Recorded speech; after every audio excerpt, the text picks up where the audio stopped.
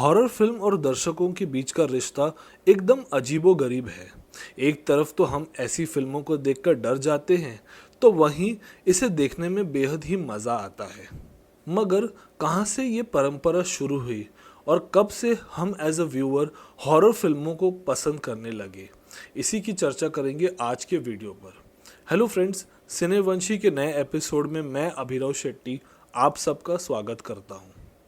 एक ज़माना था जब हॉरर फिल्मों को बी ग्रेड फिल्में माना करते थे और कई ए लिस्ट एक्टर्स इन फिल्मों से दूरियां बना के रखते थे। मगर कुछ चंद टॉप डायरेक्टर्स ने सुपरहिट हॉरर फिल्में बनाकर इस सब्जेक्ट की तरफ हमारे देखने का नज़रिया ही बदल दिया। इसी टॉपिक पर है आज का वीडियो। मगर वीडियो को शुरू करने से पहले मैं आपसे रिक्वेस्ट करता हूं कि प्लीज़ मेरे चैनल सिनेवंशी को सब्सक्राइब करना ना भूलिए to get more interesting content. Let's start the video.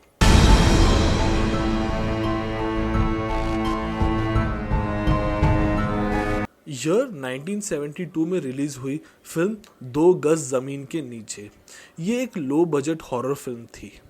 इस फिल्म को मिली अपार सफलता ने कई सारे फिल्म एक्सपर्ट्स को चौंका दिया था। फिल्म में सत्यन कपूर, हेलन, धूमल और अमजद खान के बड़े भाई इम्तियाज़ खान नज़र आए थे। फिल्म को ज़्यादा प्रमोट नहीं किया गया था। उस ज़माने में ऑल इंडिया रेडियो में लेट नाइट स्लॉट पर इस फिल्म का प्रमोशन किया जाता था और मुंबई के गिने चुने थिएटर्स में ये फिल्म रिलीज़ हुई थी। मगर देखते ही देखते ये फिल्म काफ़ी सुपरहिट रही और प्रोड्यूसर्स के लिए एक फ़ायदे का सौदा साबित हुई।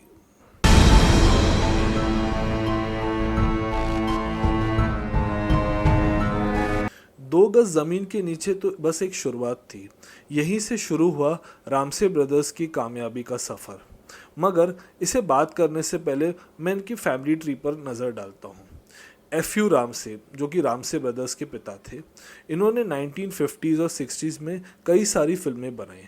मगर अफसोस इनमें से ज़्यादातर फिल्में कुछ खास नहीं चली। 1970s और 1980s में एफ.यू. रामसे के 7 बेटे कुमार रामसे, तुलसी रामसे, गंगू रामसे, अर्जुन रामसे, श्याम रामसे, केशु रामसे और किरण रामसे ने एक के बाद एक हॉरर फिल्मों की झड़ी लगा दी, जैसे अंधेरा, और कौन, सबूत, गेस्ट हाउस, बंद दरवाज़ा, वीराना। 1980s में आई वीराना, पुराना मंदिर और बंद दरवाज़ा लोगों को आज भी याद है। वीराना और बंद दरवाज़ा मेरी फेवरेट रामसे फिल्मों में से एक है। रामसे ब्रदर्स की कामयाबी के कई सारे रीजंस थे। नंबर 1, उनकी फिल्में बहुत ही कम बजट में बनकर तैयार होती थी। नंबर 2, शूटिंग जल्दी ही पूरी हो जाती थी। नंबर 3, वो अपनी फिल्मों में ज़्यादातर थोड़े बहुत कामयाब एक्टर्स या न्यू कमर्स को लेते थे। नंबर 4, हॉट सीन्स का तड़का। और नंबर 5, भूतिया मेकअप। रामसे परिवार ने करीब 2 दशक तक हॉरर जॉनर में अपना एक छत्र राज किया। 1990s में रामसे परिवार ने अपना रुख टीवी की ओर किया और वहाँ पर भी उन्होंने झंडे गाड़ दिए। बहुत जल्द हम अपने चैनल में इंडियन टेलीविज़न पर बनी कई सारी सुपरहिट हॉरर फिल्मों की वीडियो भी लेकर आएंगे, जिसमें हम डिटेल में जी हॉरर शो के सक्सेस को डिकोड करेंगे।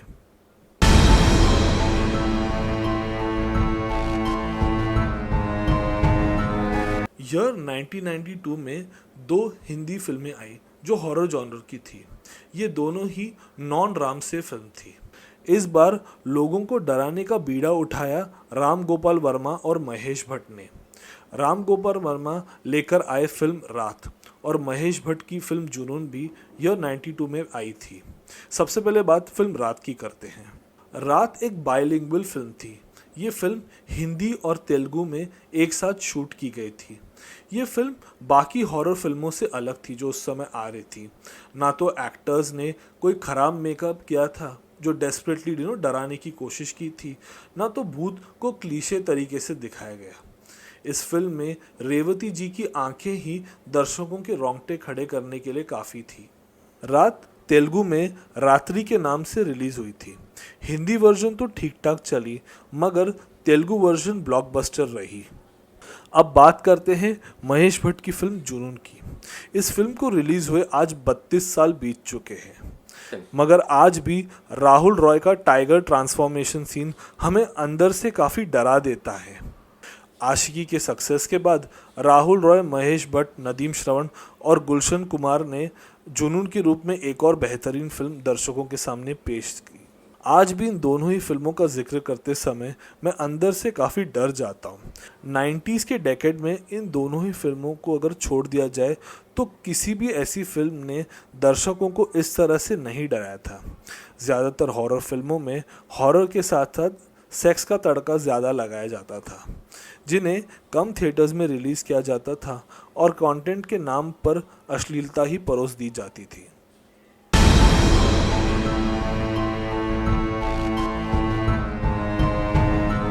ईयर 2002 में रिलीज हुई बिपाशा बासु डीनो मोरिया स्टारर फिल्म राज। इस फिल्म से लोगों को कुछ खास उम्मीदें नहीं थी, क्योंकि बिपाशा और डीनो बॉलीवुड में तब नए थे और ये हॉरर जॉनर की फिल्म थी। हालांकि फिल्म के संगीत ने दर्शकों को अपनी ओर आकर्षित किया। जब राज फिल्म थिएटर्स में आई तो लोगों ने इस फिल्म को सुपरहिट बना डाला। राज के हिट होने के बाद राज के कई सारे सीक्वल्स आए, मगर कोई भी पहले पार्ट की कामयाबी के आसपास भी नहीं रहा। भट्ट खानदान के बाद राम गोपाल वर्मा ने साल 2003 में लेकर आए डरना मना है और भूत। इन दोनों ही फिल्मों को आज भी याद किया जाता है। भूत फिल्म में उर्मिला मातोंडकर का अभिनय लाजवाब था। नो डाउट उर्मिला को उस साल जी सिने अवार्ड और film fair critics best actress award मिला था। बात डरना मना है की जाए तो ये फिल्म भी काफ़ी अच्छी थी। मेरी अगर कोई पर्सनल फेवरेट स्टोरी है डरना मना है फिल्म में तो वो है नाना पाटेकर और विवेक ओबराय वाली स्टोरी, जो कि काफ़ी अच्छी थी। तो ये कहना गलत नहीं होगा कि रामू कैंप और भट्ट कैंप ने 2000 के डेकेड में दर्शकों को खूब डराया और हॉरर जॉनर को ए लिस्ट बना डाला। मगर बाद में इन दोनों ही कैंप्स ने हॉरर जॉनर में कई निराशाजनक फिल्में दी, जैसे कि डरना ज़रूरी है, भूत रिटर्न्स, फूक सीरीज़। अगर बात भट्ट फैमिली की जाए तो जैसा मैंने कहा था, राज 2, 3 और 4 बुरी तरह से फ्लॉप रही। भट्ट कैंप से अलग होकर विक्रम भट्ट ने 1920 फिल्म बनाई। इस फिल्म को उन्होंने प्रोड्यूस भी किया था और डायरेक्ट भी किया था।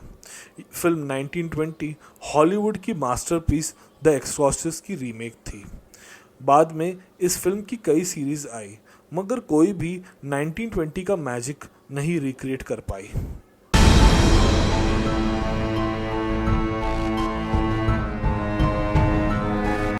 रामू कैंप और भट्ट कैंप के अलावा एकता कपूर ने भी 2 हॉरर फिल्में बनाई, Krishna cottage and Ragini MMS. Krishna cottage भले ही बॉक्स ऑफिस पर नहीं चली, मगर इसके गाने आज भी एवरग्रीन माने जाते हैं और डीवीडी सर्किट में 2000 में ये फिल्म को लोगों ने काफ़ी चाव से देखा। इसके अलावा रागिनी एमएमएस 1 भी अच्छी थी, हालांकि 2 उतनी ग्रेट नहीं थी, मगर हाँ, फर्स्ट 1 वॉज बेस्ट फिल्म। इसके अलावा माधवन की 13 बी, बिपाशा बासु की अलोन, विकी कौशल की भूत the haunted ship, Vikram Bhatt की शापित जैसी फिल्में आई। इनमें से कुछ फिल्में तो चली तो कुछ बेहद ही फ्लॉप रही। 2018 में सोहम शाह लेकर आए फिल्म तुब्बाड़। ये इंडियन सिनेमा की one of the best horror films में काउंट की जाती है। ऋषभ शेट्टी की कांतारा भी इंडियन सिनेमा की one of the best historic horror फिल्मों में काउंट की जाती है। बदलते समय के साथ साथ मेकर्स ने हॉरर जॉनर में कॉमेडी का तड़का भी डालना शुरू कर दिया था, जिसमें वो कुछ हद तक कामयाब हुए। जो कुछ चंद बेहतरीन हॉरर कॉमेडी फिल्में मुझे याद आ रही है, उनमें से एक है द भूल भुलैया सीरीज़ और स्त्री सीरीज़। ये दोनों ही फिल्में काफ़ी बेहतरीन थी और इसके सीक्वल्स भी ठीक ठाक थे। भूल भुलैया और स्त्री लोगों को आज भी याद है और जब कभी भी ये फिल्म टीवी पर आती है तब हम इसे मिस नहीं करते। इनमें से किस फिल्म ने आपको सबसे ज़्यादा डराया, प्लीज़ कमेंट सेक्शन में लिखना ना भूलिए। तो ये था मेरा video history of horror films in Bollywood के ऊपर। I hope you like the video. अगर आप मुझसे फेसबुक या इंस्टाग्राम पर कनेक्ट करना चाहते हैं तो ये रहा मेरा फेसबुक और इंस्टाग्राम आईडी। तब तक अपना ख्याल रखिए, take care and be safe. जय श्री राम, जय श्री कृष्णा।